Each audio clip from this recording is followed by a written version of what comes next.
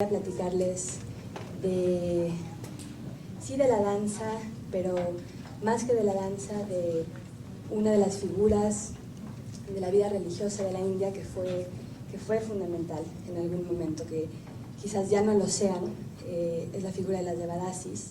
Hoy el término Devadasi, no sé si han escuchado el término alguna vez, bueno, sabrán entonces que es casi un sinónimo de prostituta en la India, de la India moderna. Pero bueno, la figura de las Devadasis se ha transformado a lo largo de los siglos y hay muchos estudios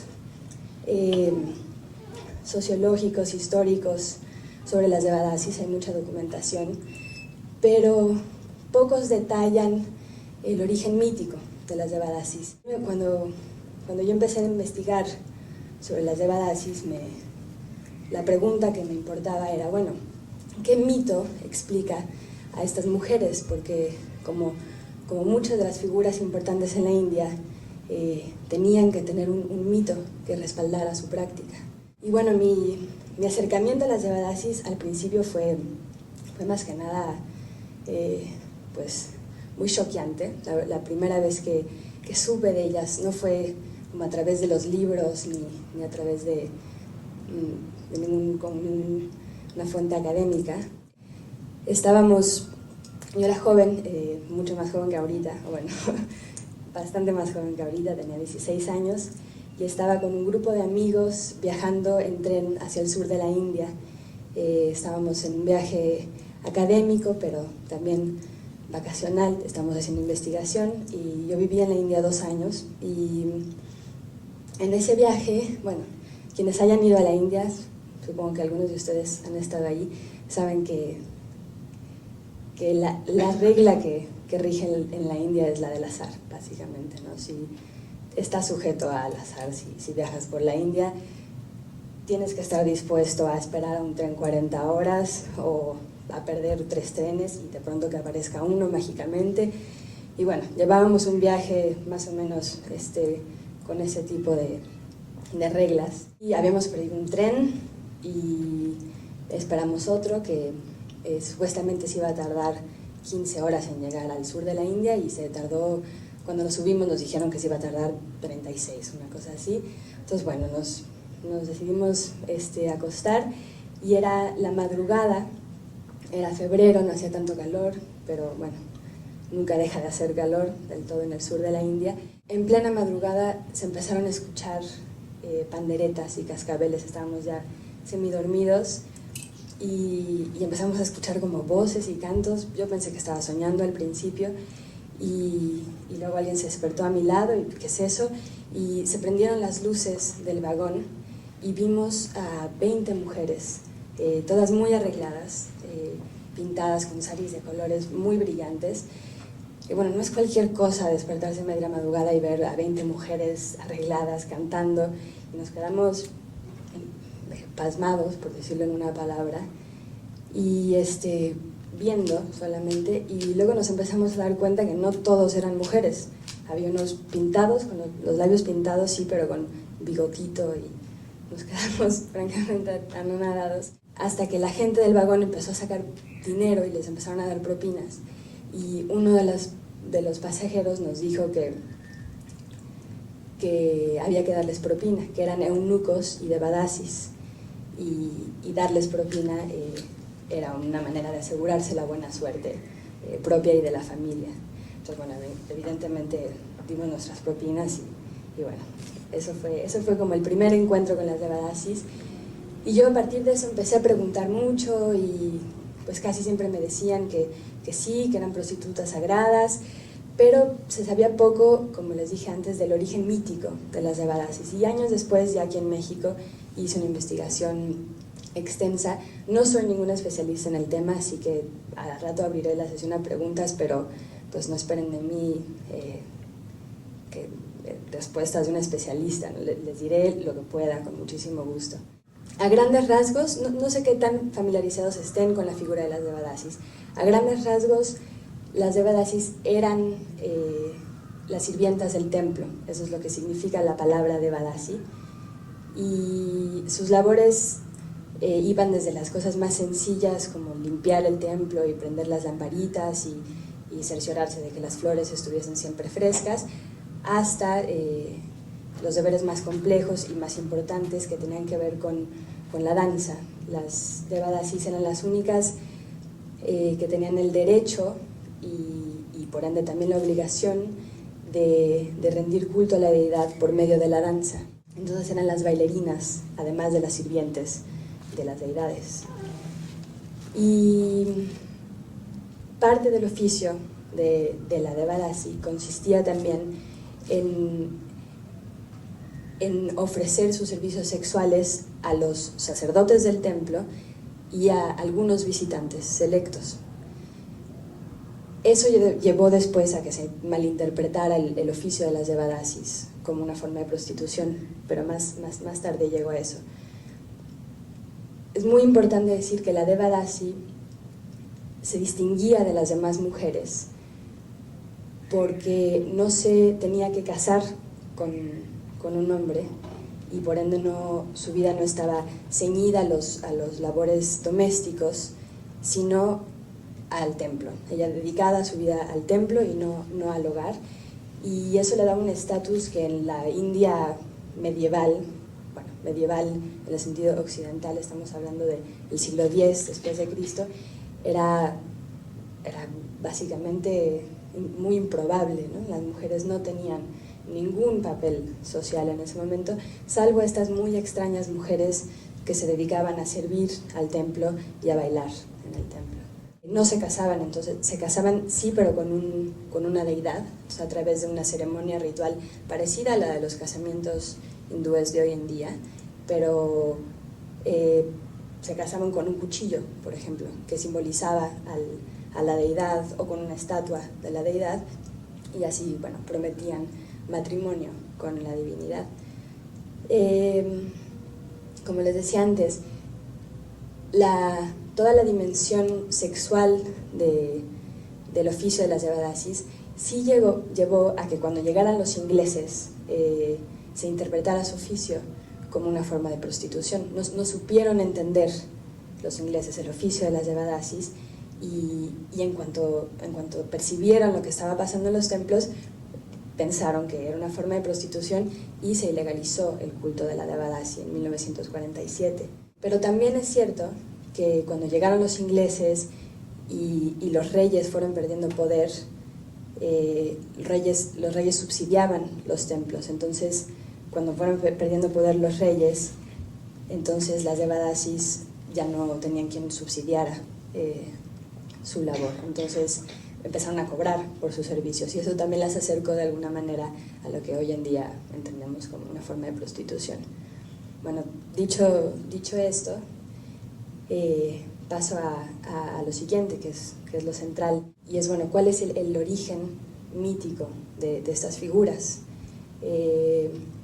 No sé si ustedes han escuchado de la diosa Yelama. La diosa Yelama es hoy en día la diosa a quienes las devadasis rinden hoy tributo. Y hay un mito originario de Yelama que se los voy a contar brevemente ahorita, porque las devadasis de hoy en día dicen que es la diosa que representa un poco su figura, pero yo no estoy muy convencida de que así sea, y bueno, se los dejo un poco a su juicio. Pero bueno, el mito de Renuka Yelama cuenta que Renuka era una mujer muy bella, muy casta, leal a su marido, pero el marido era muy celoso. Entonces hace un hechizo y le da una vasija a Renuka de barro crudo, donde esta mujer puede cargar agua, aunque esté crudo el barro. Y el hechizo es que, bueno, si esta mujer un día tiene pensamientos adúlteros, se rompe el hechizo y ya no va a poder cargar agua en su vasija. Entonces un día baja Renuka al río a cargar agua y llena su vasija y ve a unos jovencitos bañándose desnudos y se deleita.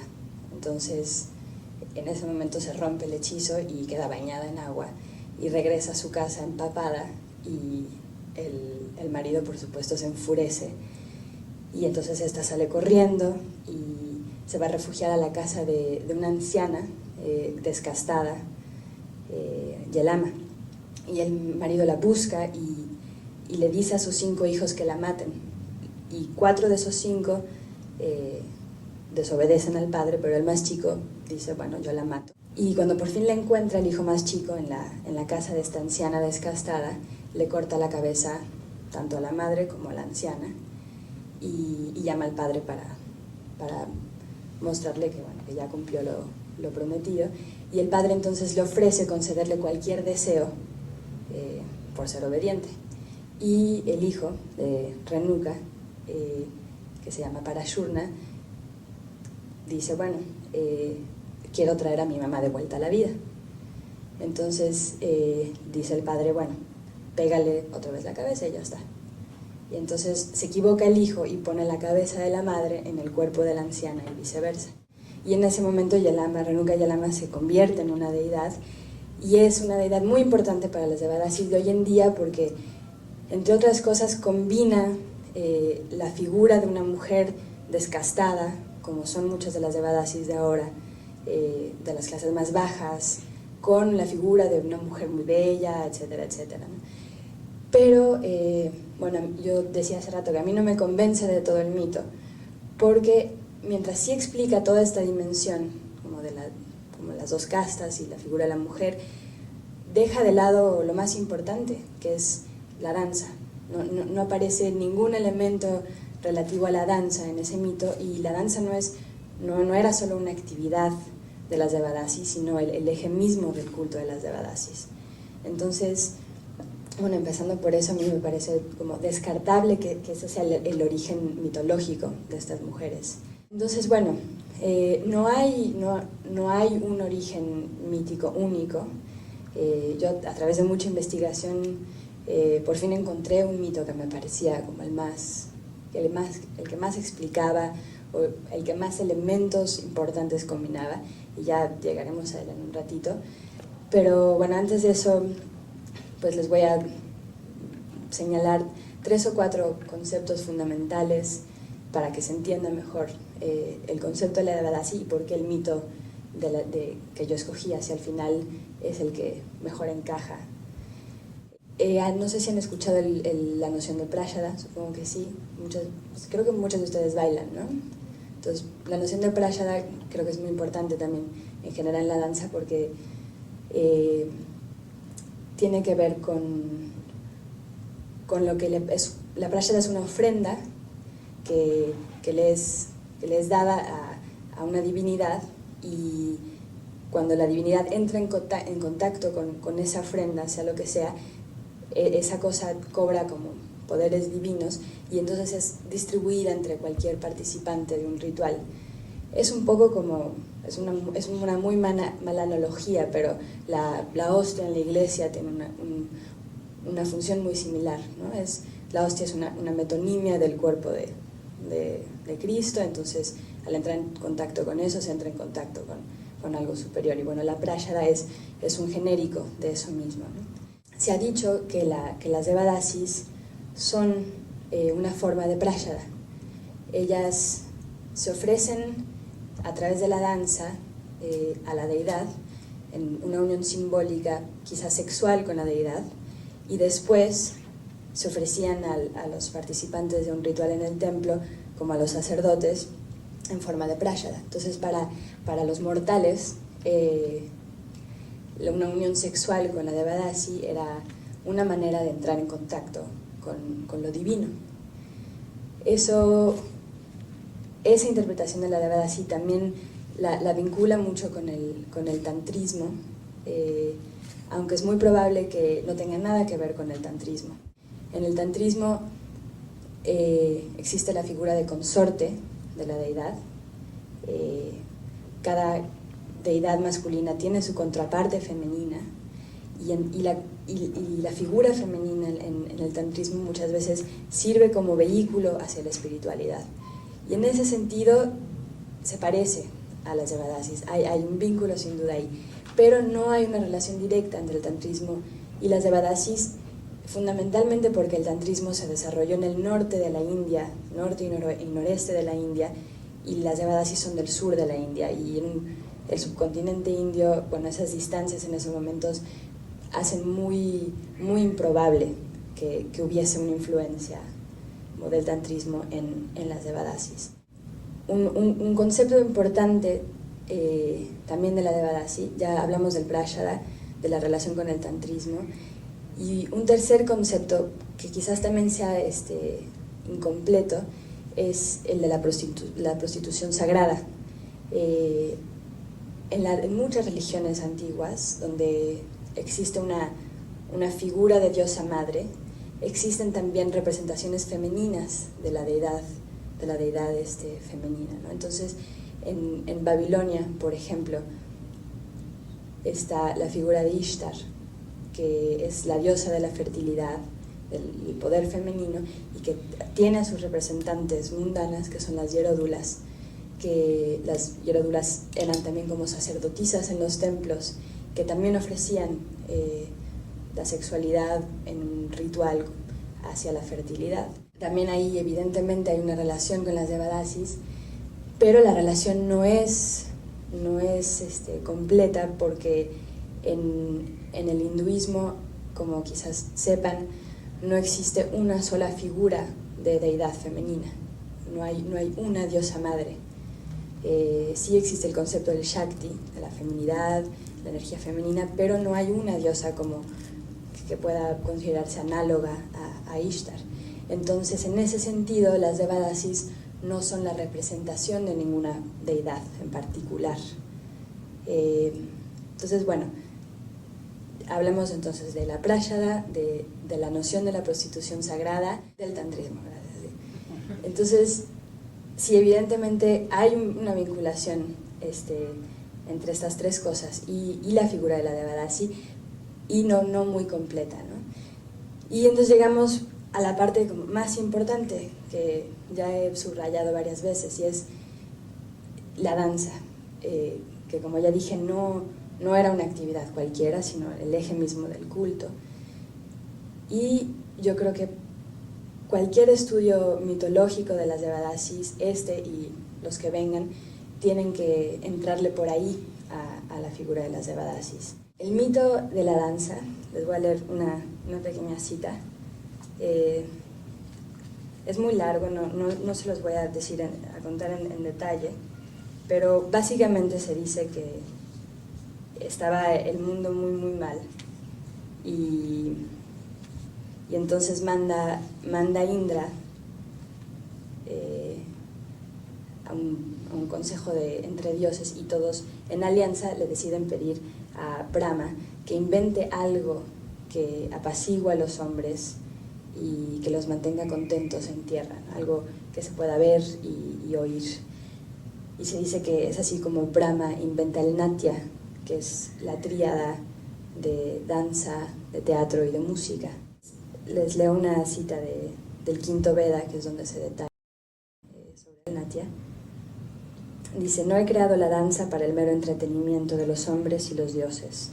Creé este nuevo arte siguiendo los movimientos de la tierra, estando ésta en paz, en medio de risas, en batallas o en matanzas, entregando el fruto de la virtud a quienes prosiguen la ley moral, contención a los indomables, disciplina a los seguidores del reglamento, creando sabiduría en los ignorantes, entendimiento en los estudiosos, ofreciendo apoyo a los reyes y perseverancia a los que están llenos de lamento. La danza está llena de emociones, informada sobre las variantes pasiones del alma, ligada a todos los actos de la humanidad. Entonces, bueno, esto es lo que se dice sobre la danza. Entonces Brahma, cuando crea la danza, le enseña a Bharata las artes, los detalles del arte de la danza. Y esta a su vez monta un espectáculo, se supone en un anfiteatro incrustado en los Himalayas. No sé si eso obviamente es mítico, pero ha de haber sido una cosa maravillosa.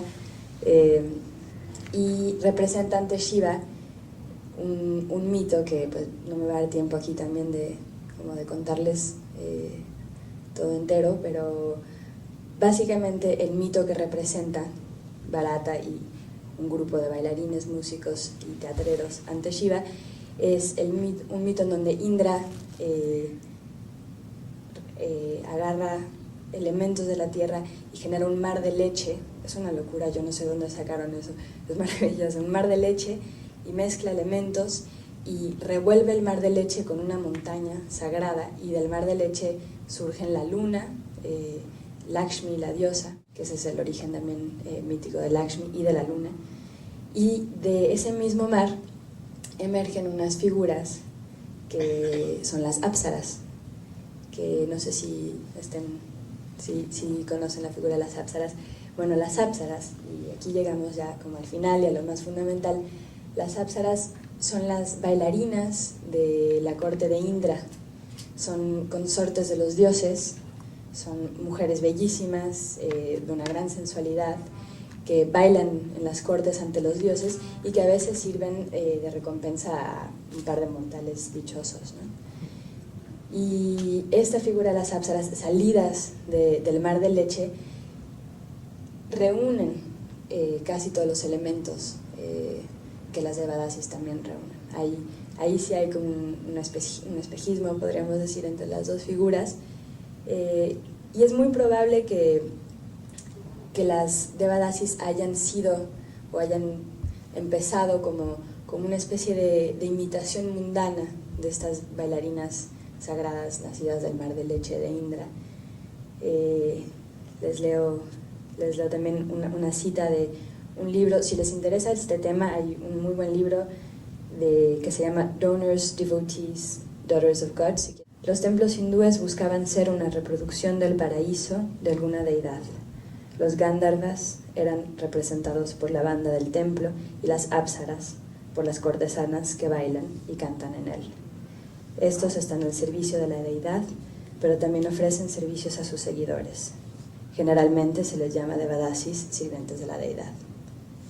Entonces, bueno, lo más probable es que las Devadasis vengan de este último mito y que su madre mitológica o sus madres mitológicas sean las apsaras. Y bueno, eso es todo. No sé si... Creo que llegaron un poquito tarde. Tengo una pregunta, porque mencionaste que el Tantra se desarrolló más en el norte y no en el sur. ¿Eso quiere decir que las Devadasis se desarrollaron más en el sur que en el norte? Sí, las Devadasis sobre todo estuvieron en Tamil Nadu, aunque en otros estados del sur también. Bueno, en la India hay siete danzas clásicas y están distribuidas en diferentes zonas. Claro. Entonces, bueno, no sé si eso tiene que ver, por ejemplo, porque nosotros bailamos del sur y sé que viene esa danza de los templos, pero en el norte supongo que debe haber sido parecido. Pero, bueno, recuerda que en el siglo XX hubo toda una revolución de la danza clásica hindú donde supongo que hubo un resurgimiento, y ahí se consolidaron también escuelas, y eso fue un desarrollo muy, muy tardío también de la danza. Yo supongo que, no sé qué es lo que bailen ustedes, pero si originalmente viene del sur, es muy probable que tenga mucho que ver con lo que se bailaba el Bharatanatyam. Bueno, que bailamos nosotros es Mohiniyattam, y justamente se origina de un mito que tiene que ver con este mar de leche, que se supone que los devas y los ashuras estaban peleando por el Amrita. Entonces Vishnu tomó la forma de una bailarina, se llama Mohini, que bailó para distraer a los ashuras y así evitar que ellos poseyeran el Amrita. Mira, pues qué interesante. Sí, tenías una pregunta. Sí, había escuelas de baile. ¿Cómo era la iniciación? Las Devadasis sucedía sobre todo en el templo. Si las mismas Devadasis, bueno, así como había dicho yo hace rato, que las Devadasis no se casaban con ningún hombre de carne y hueso, sí podían elegir una pareja mundana para procrear, porque era muy importante poder heredar el oficio. Entonces muchas veces el oficio se pasaba así, o sea, sí había un entrenamiento, pero sobre todo en los templos, y muchas veces se pasaba de madre a hija. Relacionado con esto, no era que una mujer se interesara en escogiera ser devadasis. Yo creo que, supongo que habrá habido casos así, pero como muchos oficios en la India, es cuestión como de linajes familiares, ¿no? Los relojeros, la familia los pintores. Entonces, durante mucho tiempo, bueno, no solo en la India, ¿no? También en Occidente, durante mucho tiempo los oficios eran linajes familiares, y las devadasis fundamentalmente también. ¿Y siempre ha habido también hombres o solamente mujeres? No, los eunucos son como agregados mucho más tardíos a las devadasis. Ya vino mucho después, ¿no? Que ahora, por ejemplo, vayan juntos eunucos y devadasis en peregrinaciones hacia a los festivales, es un fenómeno más moderno, definitivamente. Me encanta el fenómeno, lo que estaba diciendo la compañera, como tú, el linaje que se va heredando. Quizá me encantaría escuchar sobre esos matriarcados, porque seguramente fueron muy poderosas, y detrás detrás de toda esta concepción donde está la diosa o sus apsaras, o siempre implica como una posición de respeto de la mujer. No, me encantaría que... Pues sí, lo has dicho bien, tenían justamente matriarcados las devadasis, ¿no? Fueron los pocos grupos de mujeres, o el único, sino que consolidaron realmente como centros de poder, y entre ellas había muchas actividades, eran grupos también cerrados, ¿no? Pero eso se disolvió eventualmente, ¿no? Con la llegada de los ingleses, y también, como dije hace rato, cuando los reyes se empobrecieron y ya no hubo quien subsidiara la actividad de las devadasis, también ellas empezaron a perder un poco su posición social, ¿no? Pero sí conformaron muy, muy poderosos matriarcados en el sur durante mucho tiempo, y pues bueno, eran mujeres con las que no fácilmente se metía uno, ¿no? Eran sagradas además, ¿no? Al final de tu artículo hablas de que realmente que las devadasis sean ahora lo que son. Tendría que, digamos, el pueblo indio, el gobierno indio, hacer justicia a esa imagen y no tenerlas en el olvido. ¿Cómo sería posible volver a darle su honor a las devadasis? Pues una pregunta muy difícil.